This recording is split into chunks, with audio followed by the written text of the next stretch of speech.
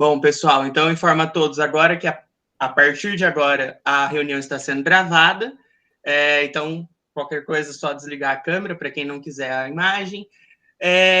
Mas passo a palavra hoje para explicar o tema e para apresentar o tema dela, a nossa monitora, primeira monitora do ano de 2023, a professora Daniele Leite. Dani, a palavra é sua. Obrigada, Marcos. Pessoal, boa tarde àqueles que eu não cumprimentei. Cumprimento aqui o professor Bernard, a quem eu tenho a honra de ser orientanda. E a nossa apresentação hoje não é de um grupo, é de uma dupla, que é a Ju e eu. Então, eu já quero aqui agradecer a Ju, porque ela contribuiu muito com esse trabalho. Então, a gente vai partilhar aí a apresentação, o nosso conteúdo.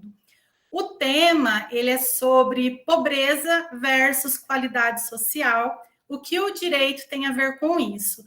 Bom, como vocês aí já devem ter pensado a respeito, é um tema muito amplo, então a Ju e eu, nós escolhemos por fazer um recorte, dando um viés mais prático, trazendo dados e trazendo também uma realidade prática, e para, ao final, a gente pensar também em soluções, embora dizem que, na verdade, não exista, né, uma solução aí para a pobreza, então a gente vai trabalhar com soluções de mitigação, certo? Eu vou compartilhar os slides com vocês e espero que dê certo, senão eu vou passar vergonha na frente do orientador de todos vocês também, mas acho que vai. Alguém só disse para mim, quem estava no início, lembra, né, que eu tive que converter para o PDF, por isso que não está com uma apresentação do PowerPoint ou de slide, mas alguém disse para mim se está conseguindo enxergar, se está dando para ver ou se eu tenho que diminuir um pouquinho? A única coisa que está cortando é o Graciliano Ramos no final. Não sei se tem coisa para baixo. Não, agora melhorou, né, Amanda? Agora está acabando no por Daniele Leite. Ah, tá. Então falta o nome da Ju. Só um instante. Um pouco mais, né? Acho que um pouco mais ainda. Ali em cima daquele convert ali, eu acho que se você clicar ali, vai sumir aquela parte de cima. Para cima. Aqui? Tudo bem, agora a gente já está vendo também. Tá, beleza, gente. Problemas técnicos de um computador que não quer mais dar aula online. Pessoal, então aqui está o nosso tema e a gente aí seguindo mesmo a tradição do último ano do grupo e também considerando aí essa vertente de pesquisa de Direito e Arte do professor Bernard, do Marco e minha também, eu quero trazer, além do tema, fazer então uma intersecção, uma leitura da obra Vidas Secas, de Graciliano Ramos. Então, nós vamos estudar a pobreza a partir do livro do Graciliano Ramos, Vidas Secas, que ele é um clássico, né? Muitas pessoas já leram, para a prova de livro, inclusive. E o Graciliano Ramos, então, eu trago para vocês um breve relato da obra, mas a obra foi publicada em 1938. E aí eu já quero fazer um parêntese aqui, porque algumas pessoas já me questionaram, né? Nossa, mas como que você vai utilizar uma realidade de 1938 para uma realidade de agora, 2023? Porém, gente, falando de pobreza e lendo o livro, infelizmente eu tenho a dizer a vocês que nada mudou, né? Então, aquela realidade, talvez hoje nós vemos outras realidades também de pobreza, mas a gente não vai ter essa incoerência temporal, porque, infelizmente, é um cenário que não mudou, que não evoluiu. Talvez a gente tenha algumas particularidades ali que possa ter evoluído, mas no nosso tema central, em termos de pobreza, a gente consegue, sim, a partir da obra, trazer a temática. É um romance da segunda geração do modernismo, faltou um O ali. Se trata de uma obra imortal da literatura, como eu disse, é um clássico. e que vem trazendo uma denúncia social da seca e da fome no sertão nordestino brasileiro. A obra, ela apresenta uma secura no discurso também. Então, é uma obra que muita gente para ali na metade, porque não vai ser aquela obra tão fluida em termos de leitura, mas ela pega a gente pela narrativa mesmo, pela história, e é uma história de sofrimento. Então, assim, é uma história muito triste, né? A gente não vai sair mais alegre depois que a gente lê a obra, desde o começo até o seu final. E essa secura no discurso, aquela narrativa que a gente percebe que é um discurso seco, não fica floreando, não é à toa. É porque vem representar a própria seca da vida, ou a vida seca, como propõe o título do livro. Eu vou subir um pouquinho aqui, talvez alguém não prestou atenção. Essa capa laranja, linda, inclusive, que eu estou com ele aqui do meu lado, é a edição nova de 2022, né? Que é uma capa bem linda. E antes a gente tinha uma outra versão que era em cores mais clarinhas, assim, mais neutras. Ainda em relação à obra, para quem não leu, poder contextualizar, a obra começa e termina com a fuga. A fuga da onde? A fuga da família. A obra Vidas Secas, ela tem como seus personagens uma família. O Fabiano, assim a Vitória, duas crianças que não têm nome, elas são chamadas de filho mais velho e filho mais novo. No início da história, eles tinham dois animais, um papagaio, que eu não vou entrar em detalhes em relação ao fim da vida do papagaio, mas foi bem no início, uma para não dar spoiler e outra para não comprometer o meu emocional aqui na apresentação. E a gente tem a figura da baleia. Percebam que os filhos não têm nome. Este é um marco na obra também.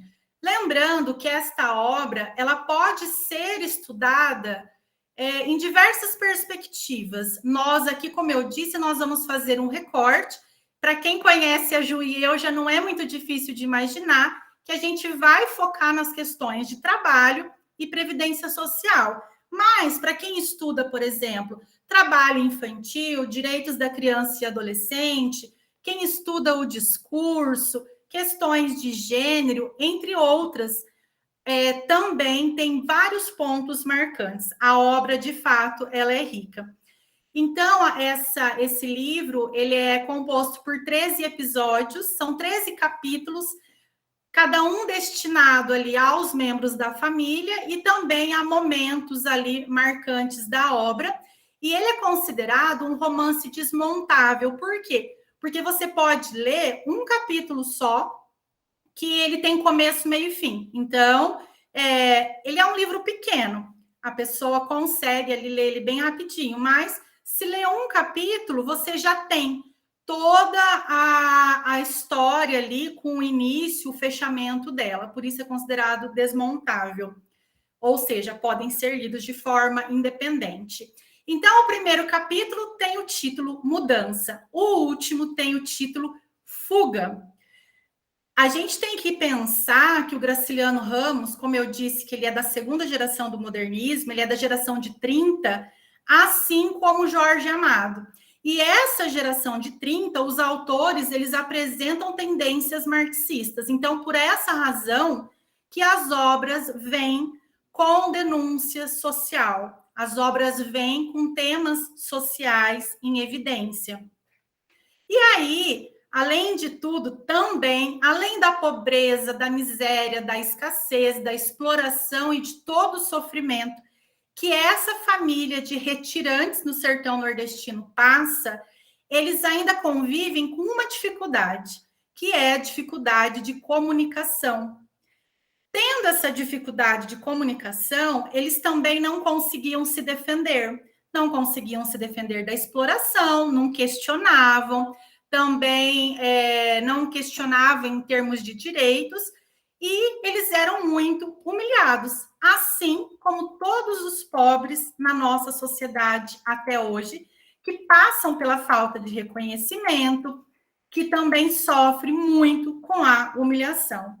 Então, na hora que eu falei para vocês da ausência de nomes, eu tenho certeza que muita gente pensou, identidade.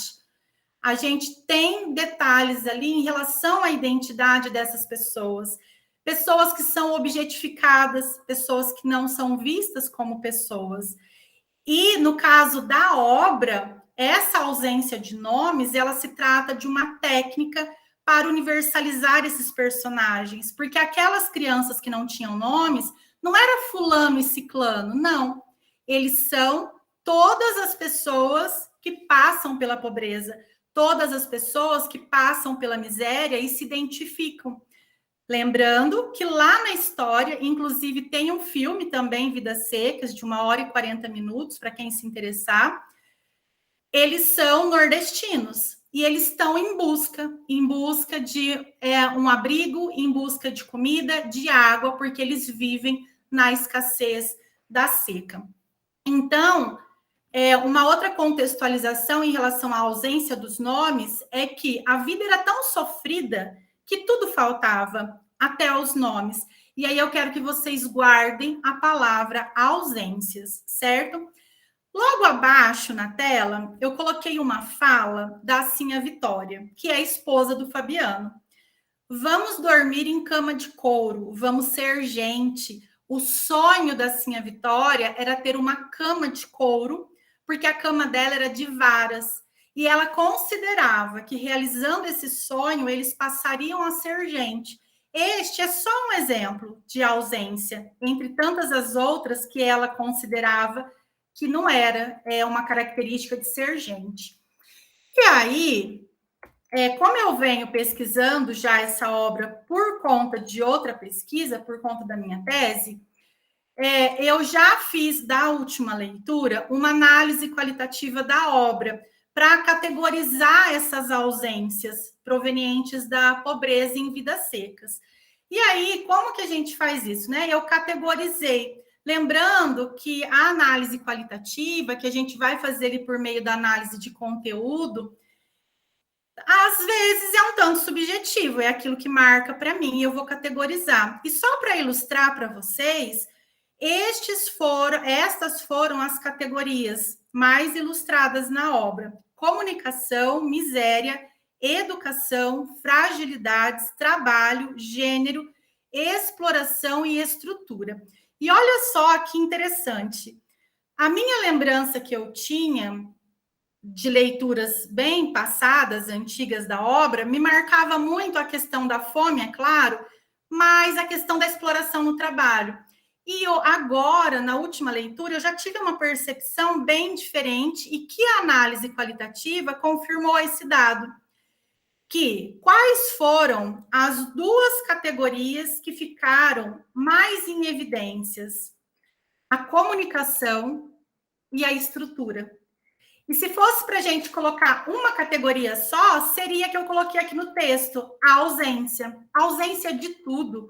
Porque mesmo aquilo que eles têm, ainda é pouco, é escasso. Então, olha que interessante. Para quem, de repente, tem interesse em pesquisar sobre discurso, sobre essa ausência de comunicação para aquelas pessoas que estão em estado de vulnerabilidade, o livro demonstra isso, né, ilustrando aí com a narrativa. Então, comunicação e estrutura foi permeando toda essa obra, e eu confesso que eu achei bem interessante. Mas, agora que eu falei para vocês um pouquinho aí da história, então eu quero que vocês pensem o seguinte: a quem esses personagens serviriam, né? A quem esses personagens tão vulnerabilizados em situação de ausência, eles serviriam? Esses personagens que são explorados, porque há todo um contexto de trabalho. E aí a gente tem que considerar o tema da neoescravidão, né? A condição análoga à de escravo. Porque o Fabiano, quando ele conseguiu uma área rural, não vou nem falar que é uma fazenda, embora no livro fala fazenda, mas no filme a gente não vê que é tão fazenda assim. Quando ele encontra uma área rural para morar e se oferece para trabalhar, ele é super humilhado, além o pagamento dele ser pouco, o patrão não paga direito, e ali, diante das condições que eles vivem e que trabalham, a gente já percebe ali indícios dessa condição análoga à escravidão, e também considerando toda a humilhação e exploração que ele passa. Eu coloquei algumas reflexões que eu já havia colocado no material que eu disponibilizei, pensando, então, nessa intersecção da arte com o direito, que a nossa proposta é essa, né? É estudar o que o direito tem a ver com isso. Nós temos que pensar quais os direitos que foram afetados nessa família, quais as ausências, quando daí eu já vou arrastando mais para o nosso tema, o nosso tema que a gente vai aí deixar mais prático. Quando a gente pensa nas ausências quanto ao cenário do trabalho e o cenário previdenciário. Um outro ponto muito importante, para quem leu a obra, agora eu quero que vocês participem. Eu queria que quem leu a obra possa abrir o microfone, porque eu não estou vendo vocês, e me responda. Qual o capítulo da obra Vidas Secas mais chorado? Mais triste, prof? Olha, eu não li a obra, mas eu não li porque uma amiga minha leu e falou que o capítulo da baleia é muito triste. Daí eu não aguentei. Obrigada, Amanda. Tem mais alguém que quer participar, além da Amanda? Qual o capítulo mais chorado da obra? Eu acho o do Fabiano bem triste. Mais alguém para gente? Eu concordo com o que disseram aí. Para mim é o capítulo da baleia. Eu li a obra 2 vezes e não recomendo para ninguém. Se eu falo, você quer ter uma crise existencial, lê esse livro. Gente, e aproveitando a última fala da colega, a primeira vez que eu li esse livro, só para trazer uma realidade aqui, leu eu e a minha mãe, porque eu tinha 11 anos e era da prova do livro do colégio. E a minha mãe leu de boa ali, né? Que a gente lia os livros juntos.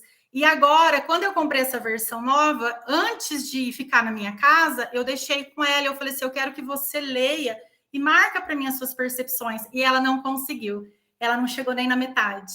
Porque ela falou assim, olha, eu não precisa mesmo disso, porque é muito sofrido. E, de fato, gente, é muito triste. E a obra mais chorada, a obra mais triste, mais marcante, embora o livro, desculpem a palavra, mas o livro é desgraça do começo ao fim. Não vai ser aquela obra que vai chegar num momento que você vai ter uma alegria, não. Tá? Porque até quando eles vão ser felizes ali num dado momento, para não dar spoiler, acontece desgraceira. Então, segundo alguns pesquisadores da área literária, todos, pelo menos que eu estudei, eles falam que é o capítulo da baleia. Para mim, é. Só que aí, na primeira vez também que eu li o livro, na segunda, me passou algo batido. Eu enxergava a baleia como a baleia cachorra. E como eu sou protetora de animais, né? Tem um monte aqui em casa, tem do lado, tem aqui embaixo, tudo. Eu me emocionei pela questão do animal, mas hoje, na terceira vez, com a obra nova, já lendo ele, estudando, eu percebi que a baleia tem algo mais. O que o corpo... E quando a gente fala corpo, a gente pode pensar em todos os personagens, mas como a história da baleia foi mais marcante, como que aquele corpo, como que um corpo deteriorado, um corpo sofrido, e um corpo que tinha uma diferença, porque até o fim ela teve esperança, né? No último delírio de vida dela, ela ainda tinha esperança. Talvez seja esse diferencial, porque hoje nós sabemos que existem pessoas que estão passando fome, que estão na miséria, que desejariam morrer para sair desse sofrimento. Mas aí eu quero que vocês analisem. Já que o corpo é o principal ativo, as pessoas pobres, elas só têm o corpo. Então, já que o corpo é o principal ativo das pessoas pobres, qual a percepção dos corpos deteriorados? Quando a gente olha para a baleia naquele estado e que ficou adoecida, e eu não quero dar muito spoiler, porque vai que daí alguém vai ler, qual era aquela situação que chegou a ser um corpo morto, né? No final. uma outra reflexão, a pobreza estaria atrelada ao projeto do capitalismo? Será que não é um projeto manter sempre uma pequena proporção ali de uma classe dominante e uma ampla classe dominada? Eu já sei a opinião da maioria de vocês, que é a minha também.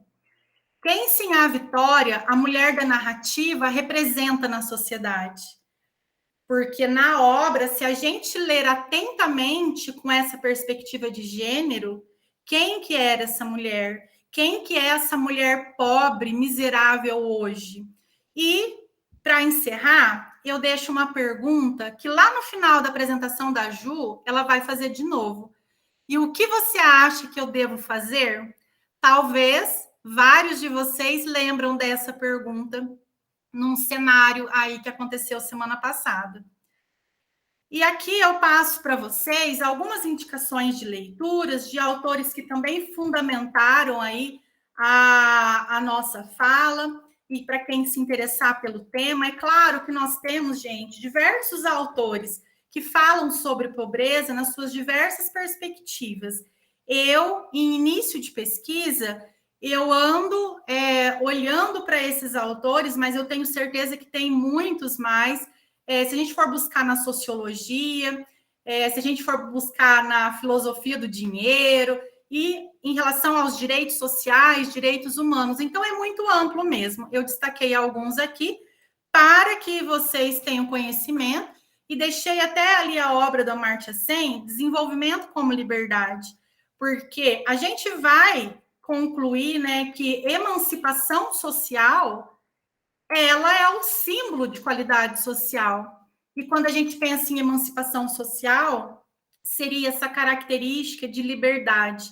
Pensa comigo, quem tem liberdade hoje? Para quem acompanha aí nas redes sociais os discursos das pessoas que trabalham com marketing digital, vendendo seja o produto que for, geralmente você vai ter liberdade financeira, liberdade geográfica, é liberdade. E é óbvio que uma pessoa com mais dinheiro, ela acaba tendo, inclusive, mais liberdade de expressão, né? E ela se sente mais empoderada por diversos fatores. Lembrando, gente, que em momento algum aqui, eu também estou falando mal da riqueza. Muito pelo contrário, eu desejo que todos nós aqui, que a gente fique muito rico, mas muito rico. O que eu estou falando aqui é que está muito errado a gente ter uma pessoa que coleciona bilhões e outra no mesmo país passando fome, não tendo um prato de comida. Da gente ver indígenas puro osso, por exemplo, e entre tantos outros cenários. Então, nada contra a riqueza, o problema está na desigualdade. E que aí a gente já pensa em solidariedade, que inclusive é um pilar, né, da Previdência, e que daí eu vou deixar para a Ju, porque ela que é a especialista. Aqui eu trago alguns dados relevantes para a gente trabalhar com as estratégias de mitigação da miserabilidade. Percebam que eu coloco a palavra mitigação, já que quem é pesquisador há muito tempo na área diz que a miserabilidade, a pobreza, ela nunca vai ter fim, porque existem agentes externos também que atuam nessa condição. Eu não vou ficar lendo dado por dado, mas acompanhem a evolução em relação ao PIB, lembrando que os dados que nós temos foram coletados no IPEA e no IBGE no ano passado, final do ano passado, e a gente ainda não tem os dados de 2022, tinha uma previsão, né, de aumento desse produto interno bruto. A gente tem o índice de Gini, que é um índice de pobreza, então, que o Brasil aí tem um relevante destaque. A gente tem que se atentar para o desemprego, porque o desemprego ele impacta diretamente nas razões aí da pobreza. Agora, eu vou passar, então, para a Ju, que é a minha dupla, a minha parceira aqui de apresentação. Ju, pode ficar à vontade e eu continuo compartilhando aqui. Boa tarde, Dani. Boa tarde, grupo. Boa tarde, Turati. Boa tarde, doutor Renato. Para mim é muita satisfação estar falando com vocês hoje, dando essa abertura, né? A primeira apresentação do ano, e com um tema assim tão relevante, né? Diante dos acontecimentos, dos números que se apresentam. Atualmente são 33 milhões de pessoas em situação de insuficiência alimentar. Então, gera grande preocupação. Então, vamos falar das políticas sociais como forma de combate à pobreza. Mas o que é a pobreza? Num sentido amplo, a pobreza, ela é a pessoa não ter dinheiro, é a ausência de dinheiro, carência de renda, mas ela tem uma multiplicidade de conceitos, múltiplos fatores que acarretam na pessoa. A diminuição da autonomia dela, diminuição da capacidade de realizar escolhas, um sentimento de alienação em relação ao seu mundo. Conforme a gente leu a obra, analisou os fatos que ocorreram, primeiramente a gente tem uma visão de uma obra antipoética e antissonhadora, pela linguagem simples. Porém, a conclusão é que de uma obra assim, extremamente poética, porque traz a realidade de um povo sofrido. Sem essa explicação, sem essa explanação simples, talvez o autor não teria chegado ao resultado final, porque como a Dani falou, da linguagem corporal, da estigmatização da pessoa, da miserabilidade que o Fabiano sofria, a família dele, ele sofreu bastante limitações, e essa é a realidade do povo pobre, a pessoa que não tem renda, a pessoa que vive a miserabilidade, ela não tem liberdade, ela é uma pessoa carente não só de recursos, mas ela é privada de escolhas, ela é privada de uma vida libertadora, de um poder de compra, de um poder de ter as próprias escolhas. Então, como forma de combate à pobreza, a Constituição Federal é um marco principal na resolução dos conflitos sociais. Já nos primeiros capítulos, capítulo 1º, capítulo 3º, temos princípios que garantem à pessoa a dignidade. A cidadania, eu quero que aqui vocês vejam a cidadania como uma cidadania social. E o princípio da solidariedade, está no capítulo 3º. E esse princípio da solidariedade, ele vai ser base também para a seguridade social, que veremos a seguir. Os direitos sociais estão todos no artigo 6º. São direitos sociais: a educação, a saúde, o trabalho, o lazer, a segurança, a previdência social, proteção à maternidade e à infância, assistência aos desamparados na forma dessa Constituição. Então, esse artigo 6º, ele é bem amplo na proteção da pessoa, desde o momento que ela nasce até a velhice. Aí temos o conceito da seguridade social. O artigo 194, ele fala assim, que a Seguridade Social, ela é composta de 3 ramificações, que é a Previdência, Assistência, Saúde. Quando falamos de Previdência, a gente já tem uma visão do trabalhador, aquele que contribui. A assistência social, diferente da Previdência, ela tem previsão legal... Só um minutinho, deixa eu colocar meu carregador. A assistência social está prevista no artigo 201 da Constituição e ela independe de contribuição. Então, a importância da assistência e a previdência estarem juntas no conceito de seguridade é que o Estado tem o dever de prover os mínimos sociais, sejam eles para quem contribui como para quem não contribui. Então, aí se encontra a assistência e saúde. Outros benefícios de transferência de renda como forma de combate à pobreza, temos o auxílio emergencial, convertido agora em Auxílio Brasil, e o Bolsa Família. Então, esses 3 benefícios aqui, eles vão ser destacados como formas atuais, né, no cenário brasileiro, de amenizar essa situação que vemos atualmente, de miserabilidade. O benefício assistencial, Dani, próximo slide. Ai, desculpa. Imagina, o benefício assistencial, ele é conhecido também como benefício de prestação continuada, ou a sigla BPC. Esse benefício, ele é muito comum, embora poucos tenham acesso a eles. O artigo 8.743 8.742 de 93, note-se aqui que ele é posterior à Constituição, então ela é uma conquista pós-Constituição. Ele é oriundo da Lei Orgânica da Assistência Social, conhecido como LOAS. Fala assim, ó, olha os conceitos que estão dentro desse artigo. Assistência social é o direito do cidadão, dever do Estado e política da Seguridade Social.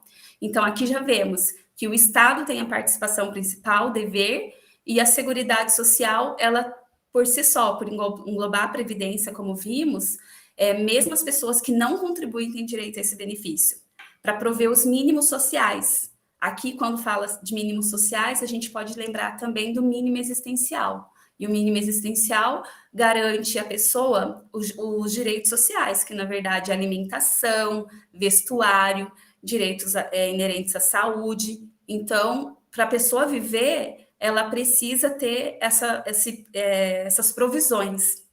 E é muito importante que quando o INSS vai analisar se a pessoa tem direito ou não ao BPC, ele analisa se ela pode prover a própria subsistência ou tê-lo provido por seus familiares. São os requisitos do BPC. Próximo, Dani.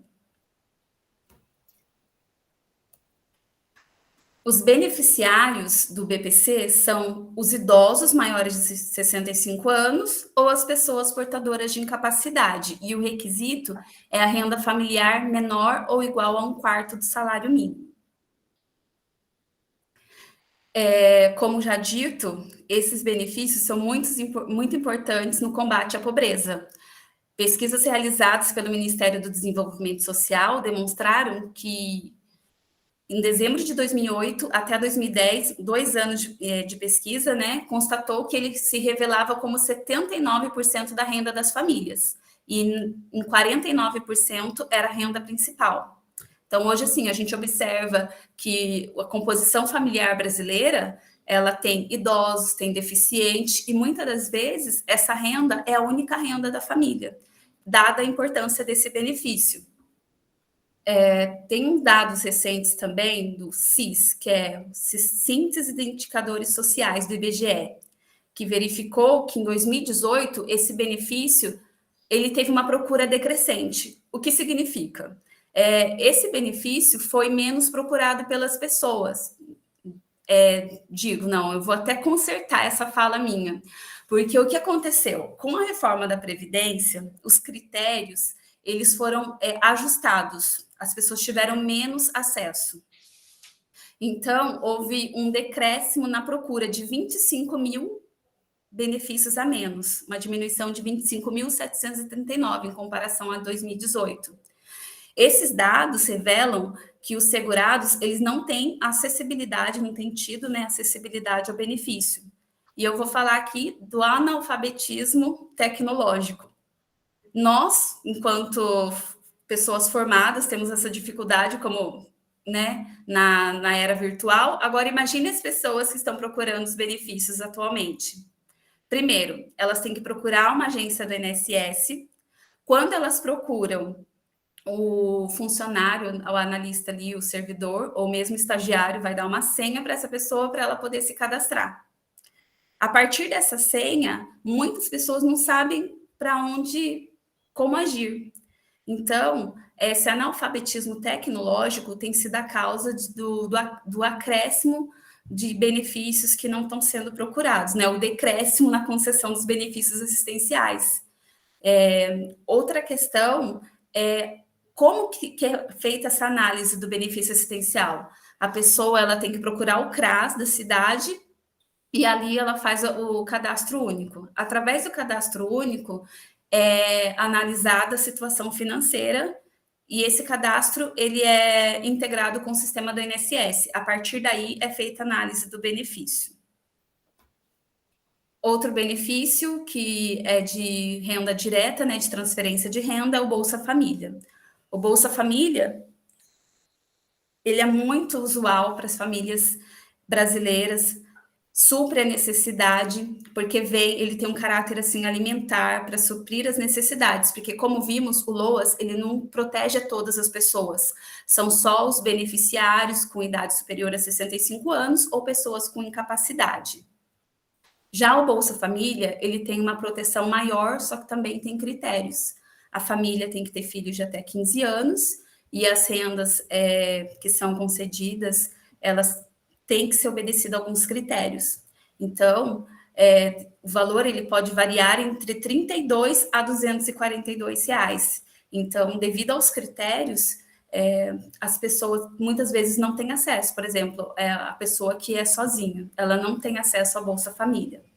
Ele tem um caráter também emergencial, é um benefício que ele é concedido ali nos CRAs, né, dos municípios, e também, segundo os autores, esse benefício Bolsa Família, ele pode ter, sim,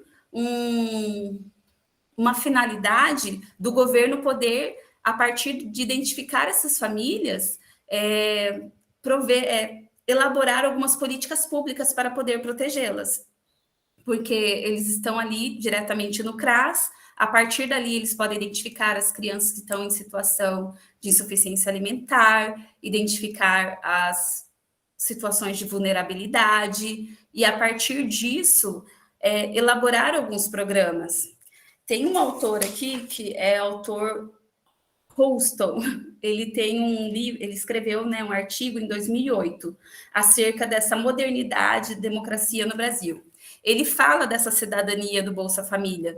Ele fala que é uma cidadania que torna os cidadãos desiguais, porque o governo brasileiro, ao invés de usar esse benefício para a partir dele fazer as políticas desenvolver, ele usa apenas como distribuição de renda. Então, a gente vai ter uma divisão de cidadãos. Os cidadãos que têm a cidadania completa e a cidadania de segunda classe, que são os beneficiários de Bolsa Família, que não são alcançados por políticas do governo, porque é a oportunidade que o governo tem para poder desenvolver políticas para essas famílias que estão em situação ali de vulnerabilidade. Então, assim, a crítica que se faz ao Bolsa Família é que ele não muitas das vezes o governo ele não consegue elaborar as políticas públicas, ele não consegue resolver toda a situação a partir desse benefício. Aí, com a situação da pandemia, tivemos uma situação de emergência, surgiu o auxílio emergencial, que atualmente é conhecido como Auxílio Brasil. O Auxílio Brasil, como todos sabem, é uma ajuda de R$600, que é concedida às pessoas que também estão em situação de pobreza ou extrema pobreza. E diante dessa situação, estabeleceu-se esse benefício. O que se entende é uma situação assim, emergencial, então ele não vai suprir todas as situações de pobreza. E por essa maneira, desse modo, esses benefícios, embora sejam políticas sociais, são políticas sociais emergenciais, o que muitos autores entendem que deveria ter uma renda mensal de inserção para atender a todas as pessoas e não só aquelas que estão preenchem os requisitos, né, que o governo colocou, situação de pobreza ou de extrema pobreza, mas que sejam em situações permanentes, que possam proteger a população. Eu vou repetir, estamos numa situação com 33 milhões de pessoas com insuficiência alimentar. Falei de 3 políticas sociais, né, para compor a renda, para poder combater a pobreza, que é o BPC, o auxílio emergencial e o Auxílio Brasil, mas que não conseguem combater de forma eficiente, suprir a todas as contingências sociais, a todos os riscos que acometem. E aí, nessa mesma vertente, a gente tem o superendividamento. O que é o superendividamento? É quando a pessoa não tem o patrimônio suficiente para poder pagar todas as dívidas. Temos a diferença entre endividamento, superendividamento e o inadimplemento. Inadimplemento é você não pagar a dívida no prazo. O endividamento é quando você tem a dívida, tem o patrimônio, mas tem aquelas parcelas a longo prazo. Já o superendividamento é quando a pessoa não tem o patrimônio suficiente para poder pagar. E com essa possibilidade que o governo abriu, as instituições financeiras, para poder conceder empréstimo para quem recebe o BPC e o Auxílio Brasil, discute-se muito a vulnerabilidade financeira, porque as pessoas recebem aquelas ligações gentis dos bancos, oferecendo empréstimo. Muitas das vezes o empréstimo ele cai, ele é disponibilizado ali na conta da pessoa, sem ela saber. Ela até imagina que talvez sejam uns atrasados de processos que foram liberados e descobrem que foi o banco que colocou aquele dinheiro. O que acontece quando a pessoa não solicitou? Cabe ação de danos morais, cabe uma ação contra essas instituições. Só que as pessoas são simples, como já foi dito.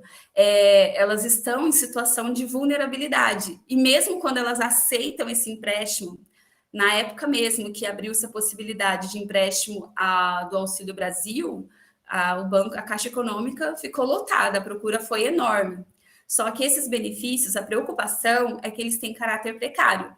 Então, assim, tanto o BPC, o LOAS, eles têm um caráter precário, por quê? Porque o governo, a cada 2 anos, ele pode rever as condições que originaram esses benefícios. Até em 2018, com essa queda da concessão do LOAS, os usuários beneficiários receberam várias cartinhas de defesa MOB, porque a situação financeira deles mudaram. Então, eles foram chamados pelo INSS para poder prestar esclarecimentos. Então, mesmo o BPC, ele é precário. Auxílio emergencial também é precário, porque se a pessoa começa a trabalhar, esse benefício ele é cortado. Então, como que a pessoa vai fazer para poder pagar essa dívida? A gente discute o superendividamento a partir dessa perspectiva. Outro fator é a questão, assim, Aqui, ó, temos uma pesquisa. O endividamento das famílias dispara no governo Bolsonaro. Aqui temos as famílias muito endividadas. É a diferença que eu disse sobre o endividamento e as famílias muito endividadas, que é o superendividamento. De famílias endividadas, nós temos 76,6% até fevereiro de 2022. Pesquisa bem recente. Outra pesquisa, até uma continuidade que eu fiz, já em julho, já estava em... É esse mesmo, Dani, pode deixar. Esse mesmo, do governo Bolsonaro. 79% endividamento.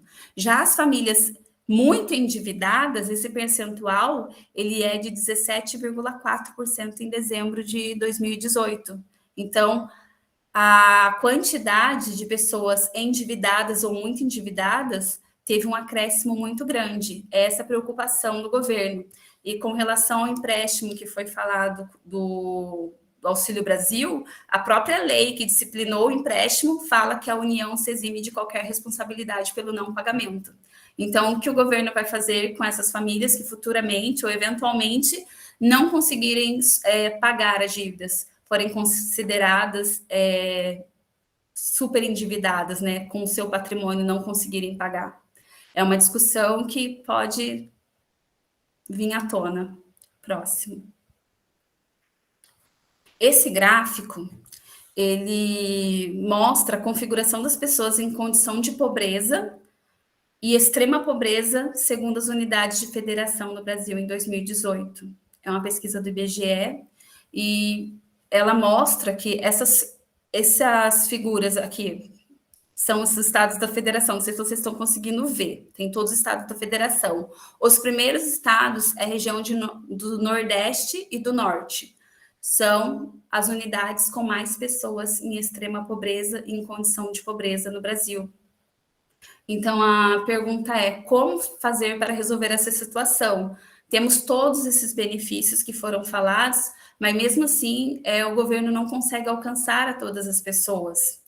Tem a questão também da insegurança alimentar, que aí como alternativa, como solução, tem o programa Bolsa Família, mas mesmo assim, vemos que na região Nordeste o índice é maior, chega a 34% de pessoas com insegurança alimentar, nessa pesquisa da FGV, e aí a gente pensa como que se configura o welfare state no Brasil, que é o estado do bem-estar social, os direitos sociais, que é da proteção da maternidade e a velhice.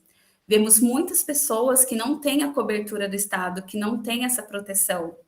Deixa eu só apresentar alguns números para vocês.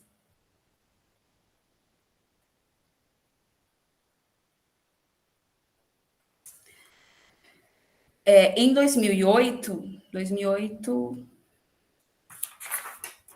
não, essa questão mesmo dos 33 milhões de pessoas passando necessidade no Brasil atualmente é um número muito grande.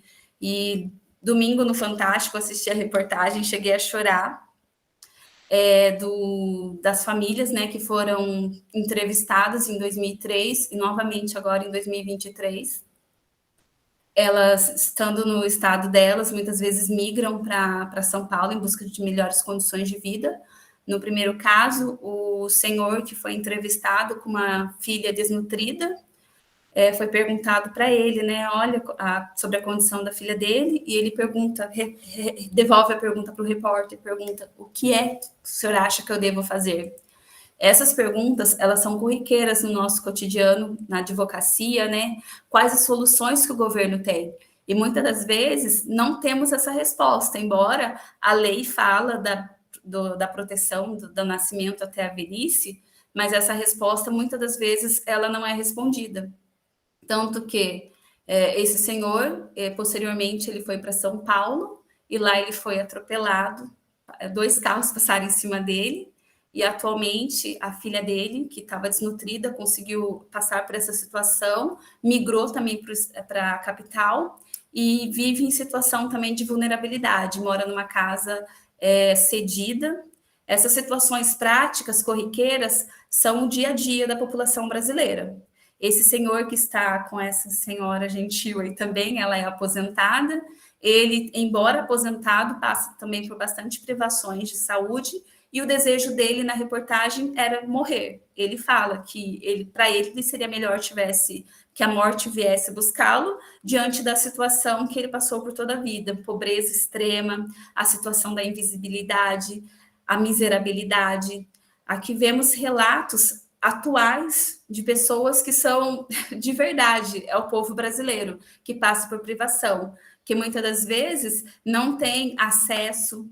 Essa questão da pobreza que gostaríamos de refletir esta tarde, né, com vocês, a questão dessa cidadania não alcançada, dessa invisibilidade social, que atualmente é tão, assim, tema de debate e muito longe ainda de ser resolvidas essas questões. O governo, assim, por mais políticas que tenha, não consegue abraçar todo mundo.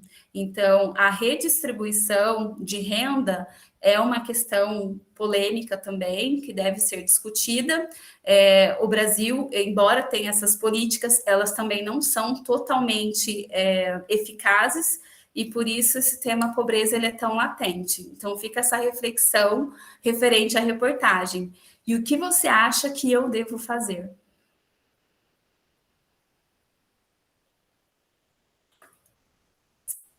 O microfone, Dani.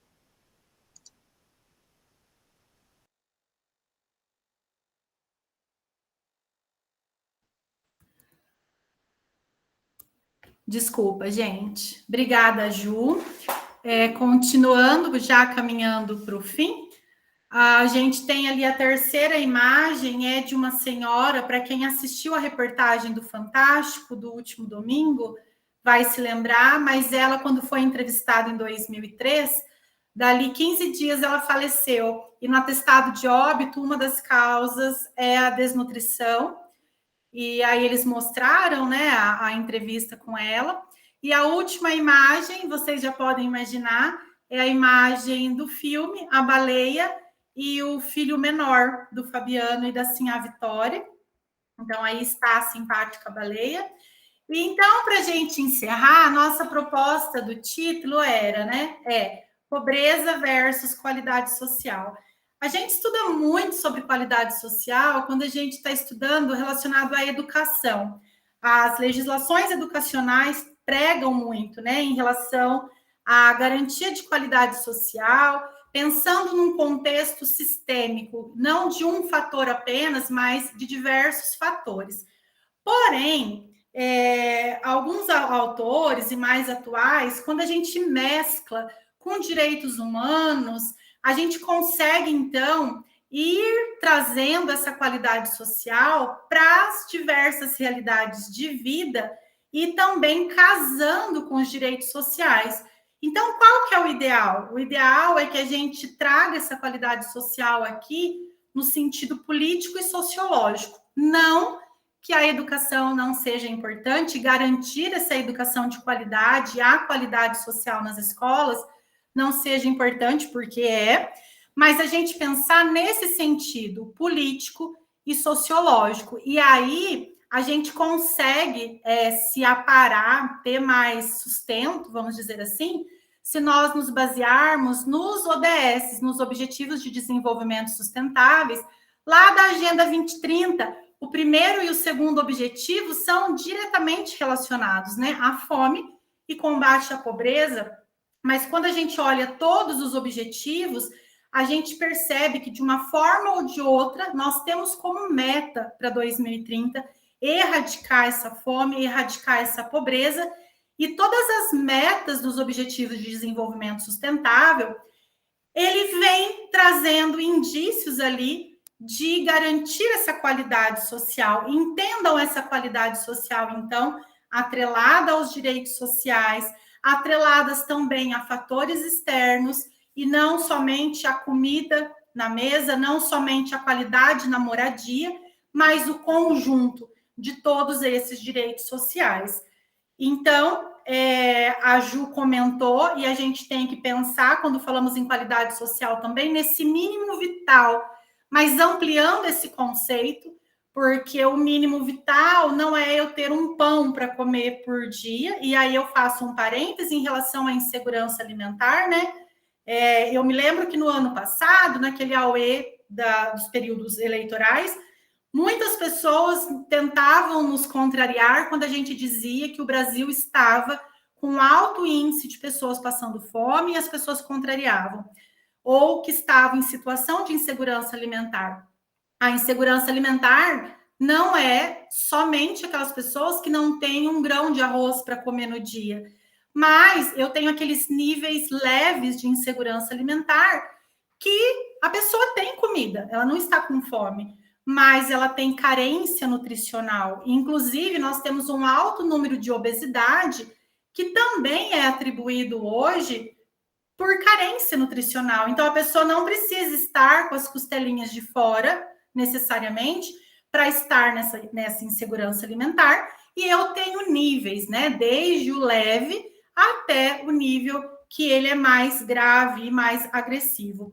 Então, a gente tem que pensar que é um objetivo imediato. Nós precisamos de políticas que se voltem, sobretudo, pensando a longo prazo na emancipação social. E aí dá uma sensação que ficou incoerente, né? O objetivo é imediato, mas tem que pensar a longo prazo? Pois é, a gente vai ter que trabalhar os dois juntos.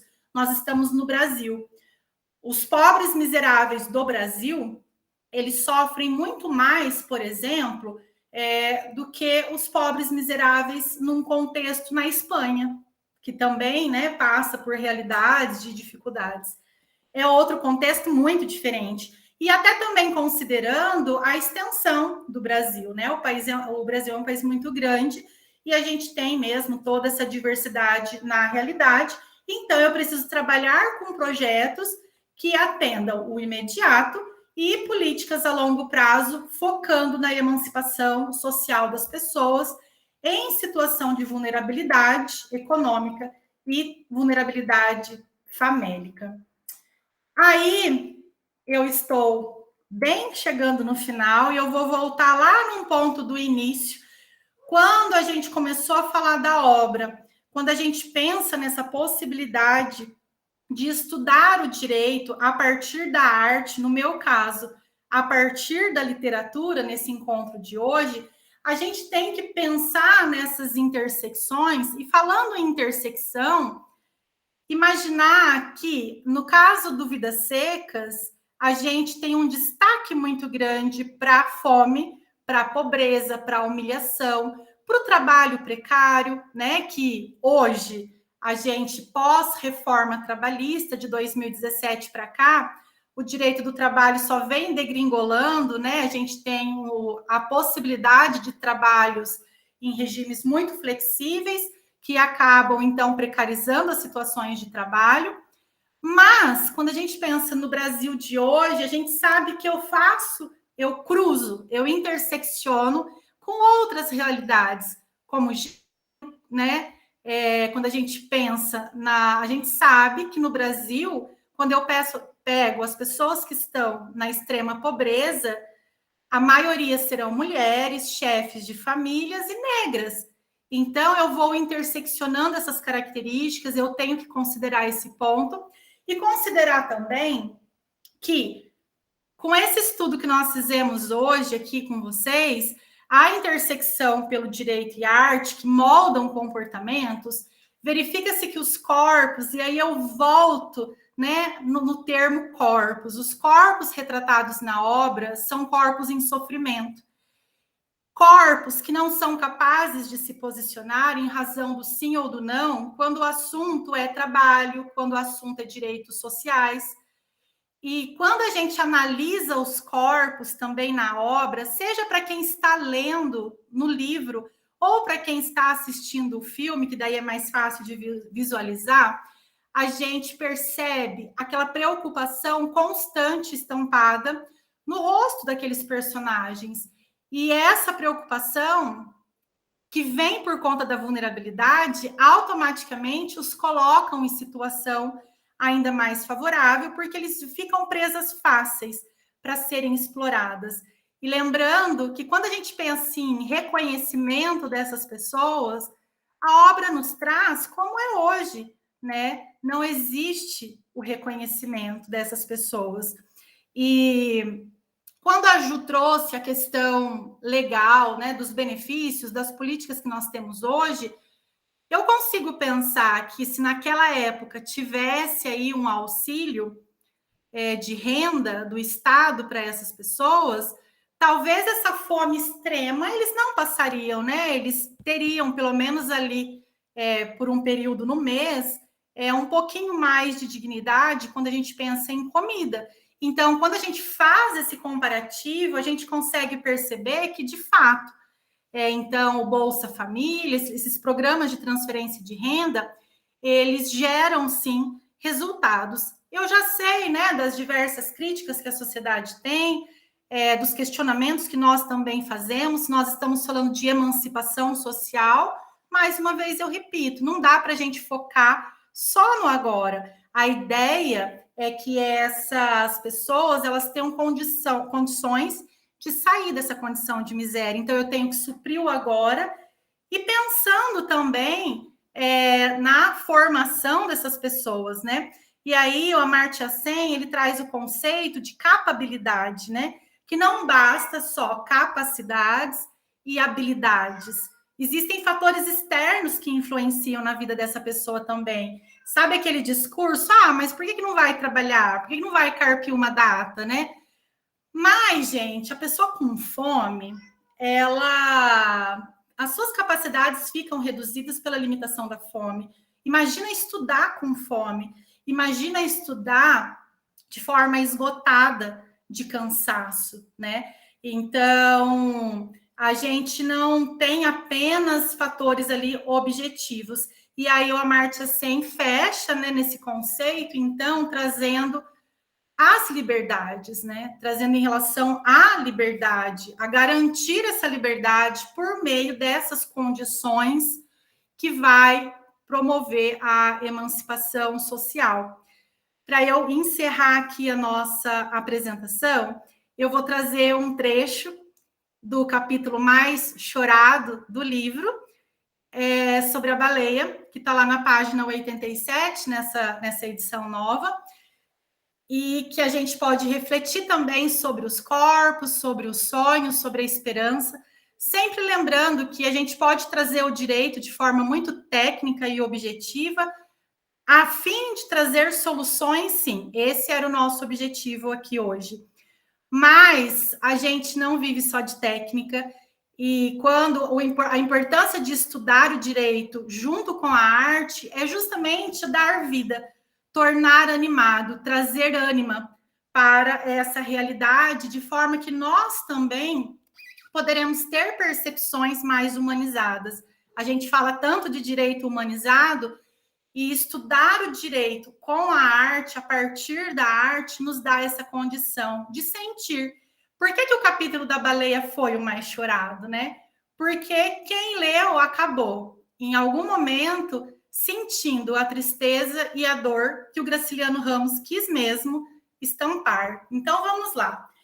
Baleia encostava a cabecinha fadigada na pedra. A pedra estava fria. Certamente, sim, a Vitória tinha deixado o fogo apagar-se muito cedo. Baleia queria dormir. Acordaria feliz, no mundo cheio de preás, e lamberia as mãos de Fabiano, um Fabiano enorme. As crianças se espojariam com ela, rolariam com ela num pátio enorme, num chiqueiro enorme. O mundo ficaria todo cheio de preás gordos, enormes. Esta passagem é a passagem do momento da morte da baleia. A baleia tinha esperança que ela só ia passar por um sonho. E quando traz ali o cheio de preás, a baleia era uma cachorra muito companheira e ela era caçadora. Então, por muitos momentos daquela família, quem livrou-os da fome foi a baleia, porque ela caçava preás, pássaros, e ela morreu com essa esperança. A baleia, como eu disse para vocês, a gente pode transpor essa figura para corpos humanos também, não que o fato de ser um animal tire a sua importância, mas eu colocar todo esse sentimento em relação ao ser humano e todas as particularidades que o autor trouxe, talvez ficaria muito pesado em um ser humano e tornaria a história mais triste ainda que é. Então, pensemos na baleia enquanto esse corpo que perdeu a vida e que a doença dela foi agravada pela fome e ela foi sacrificada pelo seu próprio dono. Desculpa o spoiler. Então, a gente vê mais uma diferença aqui com o período de hoje, porque como aquele senhor falou lá na reportagem Domingo no Fantástico, o que ele mais quer na vida é a morte, para parar de sofrer de fome. Ele já não tem mais esperança. E a baleia, no último delírio dela, o que ela mais tinha era esperança. Então, aqui eu destaco talvez uma grande diferença para o nosso cenário também.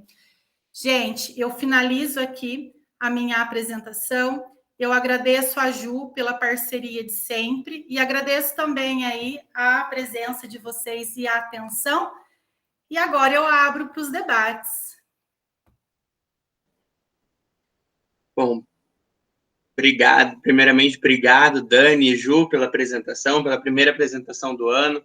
Começamos já muito bem, em ótima qualidade, né? Então, e também parabenizar pelo tema e, como eu sempre digo nas outras reuniões, um tema, a Olivia acabou de falar, extremamente, tão tristemente importante e atual, né? A gente viu essa semana várias coisas que permearam aqui essa apresentação e a gente precisa discutir tanto a provocação de vocês enquanto a apresentação, tanto que a gente viu durante essa semana. É importante a gente pensar nisso enquanto grupo de pesquisa, enquanto ciência e tudo mais. Então, obrigado por trazer esse tema dessa maneira.